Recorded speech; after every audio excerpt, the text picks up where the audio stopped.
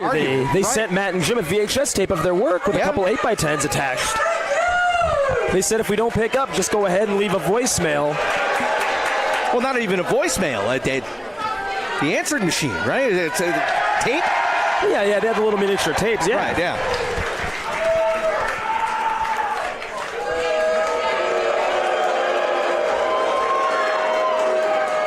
Gibson and Pearl, former DEFY Worldwide Tag Team champs.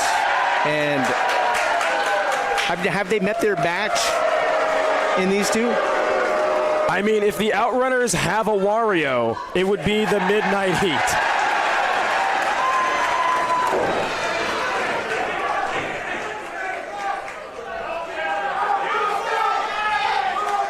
Truth Magnum, Turbo Floyd.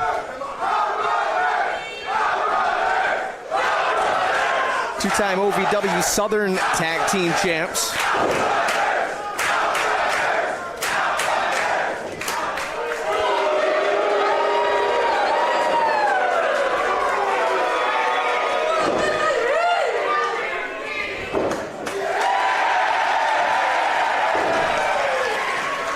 Truth Magnum is in the ring. Turbo Floyd up on the turnbuckle if you're trying to decipher who's who. Turbo Floyd, the taller one of the two, making himself taller. Although I believe at times Floyd has been referred to as the one that's not short, and Magnum's been referred to as the one that's not tall. Fair enough.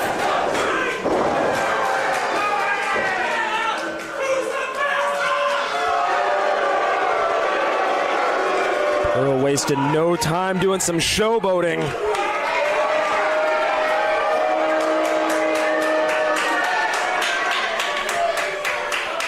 Gotta say, for as much posing and posturing as we've seen so far, seconds into this match,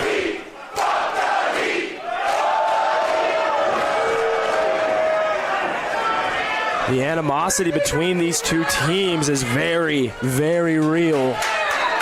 Incredibly present. And Ricky Gibson was pretty fired up, trying to disprove the authenticity, I suppose you could say, of the Outrunners. You know, it's hard to blame him. I think there was a lot of people early on who were making the argument: Are the Outrunners kind of doing the Midnight Heats thing? Is the Midnight Heat kind of doing the Outrunners thing? You know, and nobody likes feeling like they're being copied or they're being mocked or mimicked. You know, nobody wants to. You want to show up wearing the same dress as somebody else. You want to stand out, and I think that's kind of where these two tag teams are at. Isn't imitation the highest form of flattery, though? It's also the highest form of copyright infringement.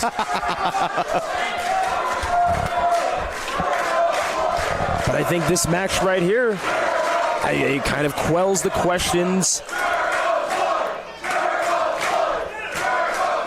Puts the argument to bed of who's the better tag team. You know, who's the real throwback?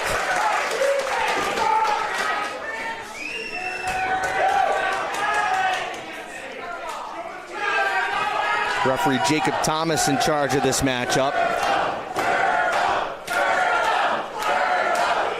Fans really behind Turbo Floyd. Whoa, wow. You don't see that every day. Turbo Floyd, power and leverage. Just sent Eddie Pearl flying over the top rope.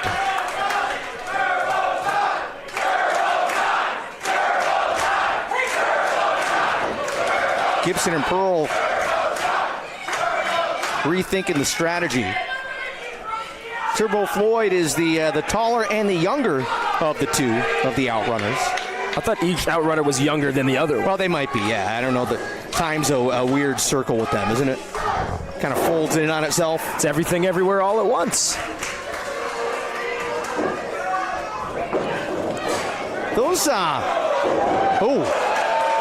Those trunks they're wearing, that's like very 1993 Miami. I mean, I think that's where they got them, if I'm not mistaken. Probably.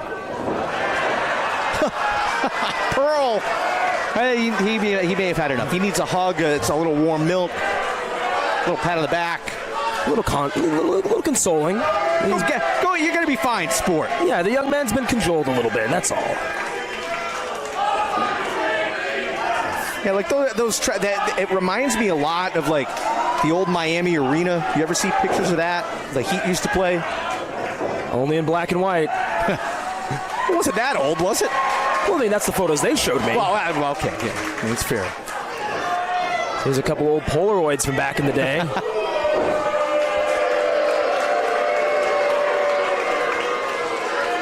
Of course, on the way tonight, we will see the DEFY Worldwide Tag Team titles defended. Los Desperados, Arez, Gringo Loco, first title defense of the belt since winning them in Chicago earlier this month. They'll take on Icarus and Williams, Sinner and Saint. Whoa! That elbow sent Gibson through the ropes into the floor.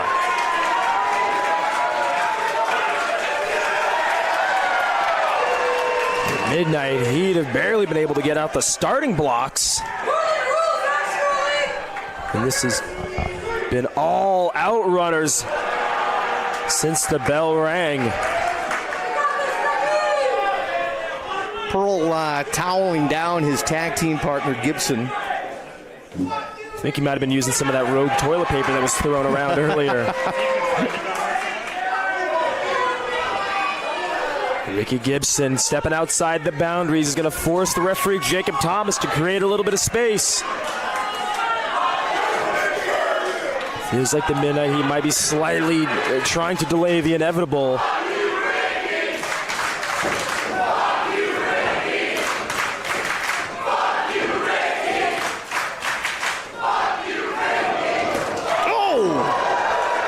I was watching back one of the previous events here when the crowd was all over Gibson like that, and you said it perfectly. I love when the Defiance says what we can't. Few things in this world I appreciate more than having a capacity crowd read my mind. Double drop kick right out of the book of the Rock and Roll Express. Gibson and Pearl, well, momentarily in charge. I think Pearl getting hung up on the ropes a little bit, trying to undiscombobulate himself. The Outrunners, wow, and Floyd just launched himself. Slingshot shoulder tackle. Now, I was thinking earlier, too, and I was like, well, Floyd's the one with the mustache, but they both have those pretty solid stashes going on. Oh, I think they've had them since birth. Born that way, huh? Yeah, out the womb. Full lip of hair and all.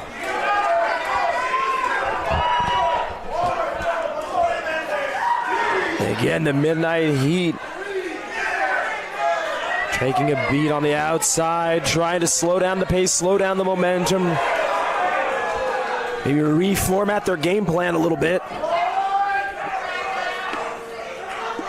And special hello to everybody watching on Demand Progress Plus. Couple of big events coming up in Manchester on the 14th of February.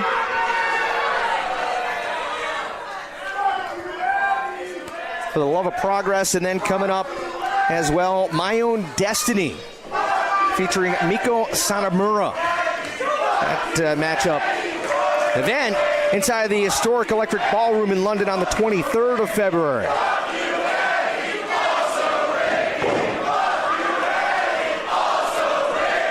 Here's a new one. I'm buying the t-shirt the second it comes out. If they don't merchandise this, they're missing out. Leaving money on the table. Pearl just chucked something at a fan. Was that a water bottle? What was that? Tape? I don't know. He threw something at the guy with the beard in the corner over there. Something like a projectile in his hand.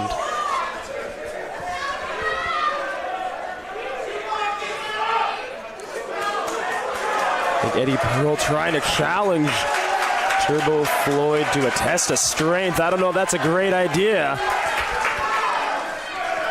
Trying to max strength with a man who threw you over the top rope with a lockup.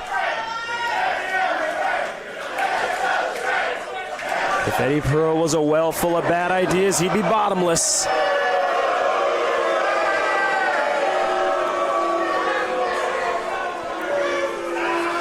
Textbook midnight heat. There's never been a road so low they wouldn't take it. The express elevator to the top for them. No stairs.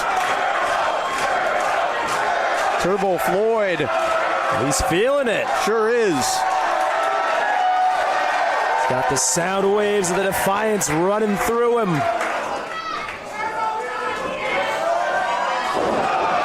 Big atomic drop tag made, and Gibson swings and misses wildly, and another atomic drop. Just a pair of broken coccyxes for the Midnight Heat.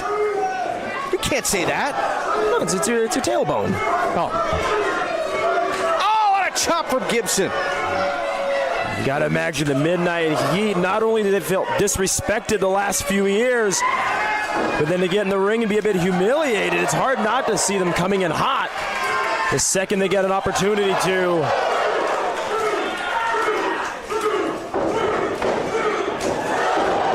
Ruth Magnum able to turn it around and rebound with a series of his own chops.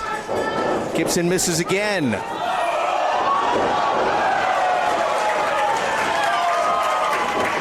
Beautiful head scissors, and then make it two, old school Ricky Steamboat style. Not often you see the Midnight Heat in this kind of trouble.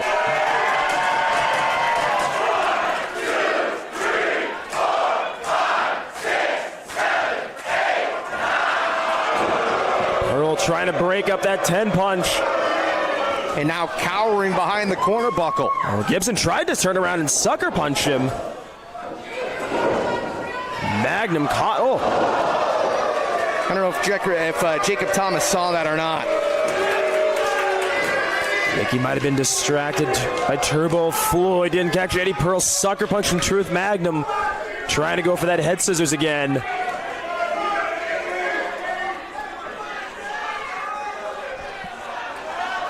As much as we love to talk about the Midnight Heat being scumbags, absolute filth, and they are, and we're right.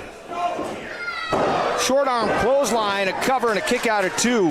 There's nobody who has the ability to press an advantage like the Midnight Heat. Nobody is better adept at keeping a 2-on-1 going and riding it all the way to victory like Ricky and Eddie.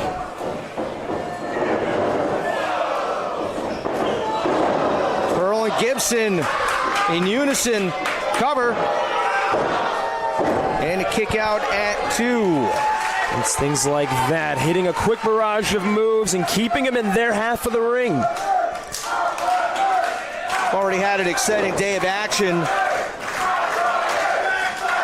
Saw Marcus Mathers defeat Evan Rivers. Exciting women's five-way matchup. Viva Van scoring the W in that one. Speaking of Mathers, boy, you talk about bold coming in here your first time. Yeah, you won the match, but you call out Nick Wayne your first time in this building, that's some balls. I mean, absolutely. I mean, you know what, though? Credit where credit's due. He walked in here, he proved what he can do, and now he's saying, well, here's what I want. You gave me who you thought would be the best guy to pair up with me. I beat him. Now give me the guy that I'm here for. Give me Nick Wayne. We'll see if Nick agrees to the challenge.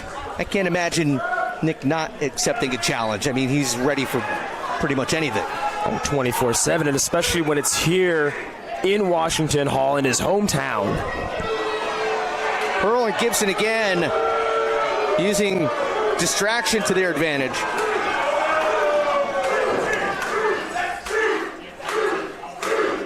Magnum trying to get his way to a neutral corner, get out of the clutches of the Midnight Heat. Easier said than done. What a hard Irish whip by Gibson. Deep hook. Watch the way Gibson adjusted the cinch. Trying to get his form right behind the elbow in that armbar. All those little things that make him such an absolute pro, that make him so incredibly effective in there. I think that's part of the thing that makes the Midnight Heat so frustrating is the fact that in spite of how awful they are, it's just despicable, is almost a compliment. But bell to bell, when they get the advantage, they are incredibly effective. Snap suplex from Pearl. Cover, has the arms trapped. And a kick out, right back into the cover. They do such a great job, the Midnight Heat. As you've alluded to, they cut the ring in half, and they taunt you with it, too. And that's the thing, once they have the advantage, they're adept at keeping it. And that's when that cockiness, that's when that ego starts to come out. Oh, and Turbo Floyd reaching, trying to tag his partner, get him out of harm's way. Pearl locks in the sleeper. That's one way out of it. What a counter. Gotta make the tag. This is wide open right now for Truth Magnum. He has to get past Eddie Pearl. Oh, Ricky didn't want to risk anything. That backfired spectacularly. Pearl comes in with a well-timed fist. Whoa! Big back body drop, and now the path is clear for the tag. The Outrunners with a little 2-1 of their own. Here comes Turbo Floyd. He's got his lead foot on the gas right now. That conversion van's humming down the highway. The shag carpet blowing in the wind.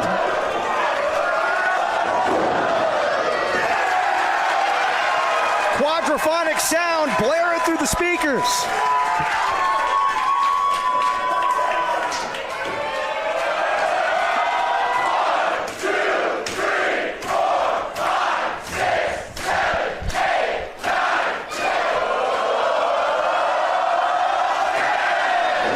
I don't think we've ever had a better use for a split screen in my life.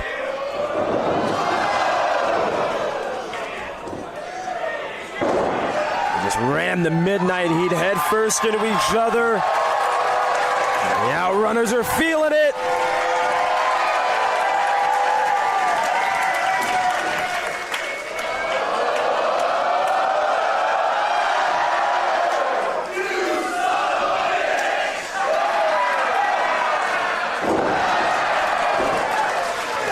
Is this the end for Pearl?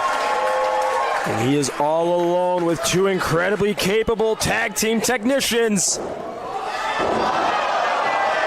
Gibson takes out the legs. Pearl, what's he got in mind? Maybe great minds think alike. Cover. And a kick out at one. And Turbo Floyd is feeling it.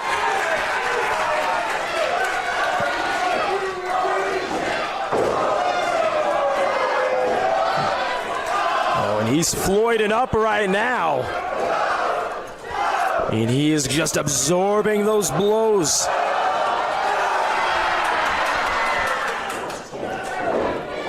Missed with the double clothesline and hits one of his own. Looks like the Outrunners are wired up, fired up, ready to go. This might be it.